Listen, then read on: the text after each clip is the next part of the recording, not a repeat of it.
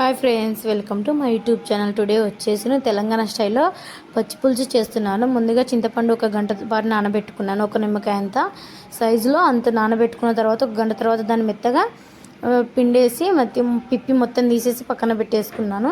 ఇలా చేసుకున్నాను. వాటర్ ఇలా ఉండాలి. తర్వాత 5-6 పచ్చిమిర్చి తీసుకొని కట్ చేసుకొని 2 ఆనియన్ కూడా తీసుకొని కట్ చేసుకున్నాను. మత్తిగా అందులో వేసి మొత్తం స్మాష్ చేస్తున్నాను.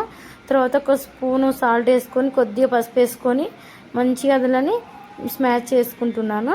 అప్పుడైతేనే స్పైసీనెస్ తెలుస్తుంది. స్పైసీ ఆనియన్ సాల్ట్ అన్నీ మిక్స్ అవుతాయి అట్లా స్మాష్ చేస్తే. తర్వాత నేను తాలింపుకి ప్రిపేర్ చేసుకుంటున్నాను. 4-5 వెల్లుల్లి తీసుకొని మెత్తగా దంచుకొని పొయ్యి పైన కడాయి పెట్టుకొని అందులో ఆయిల్ వేసి ఇవి వేస్తున్నాను. ఎండుమిర్చి, ఆవాలు, జీలకర్ర, తాలింపు అన్నీ వేసుకోవాలి.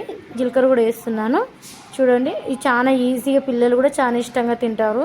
తెలంగాణ వాళ్ళు ఎక్కువ చేసుకుంటారు.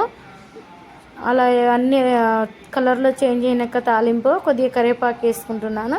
కరివేపాకు లాస్ట్లో వేసుకుంటేనే టేస్ట్ ఉంటుంది, అందుకే లాస్ట్లో వేస్తున్నాను. కొద్దిగా పసుపు ఎందులో కూడా వేసాను కదా, కొద్దిగా తాలింపులో కూడా వేస్తున్నాను. చాలా టేస్ట్ ఉంటుంది. ఒకసారి మీరు కూడా నచ్చితే ట్రై చేయండి.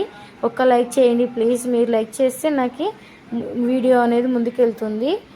చూడండి, ఆ పచ్చిపులుసు అనేది పొయ్యిపోయిన తాలింపులో వేసుకుంటున్నాను. పొయ్యిపోయిన కడాయిలో ఒక్కసారి అట్లా వేడి చేసుకుంటున్నాను. ఎందుకంటే పచ్చిపులుసు అంటే అట్లనే వేడి చేసుకోరు చాలా మంది. నేను కొద్దిగా వేడి చేస్తున్నాను.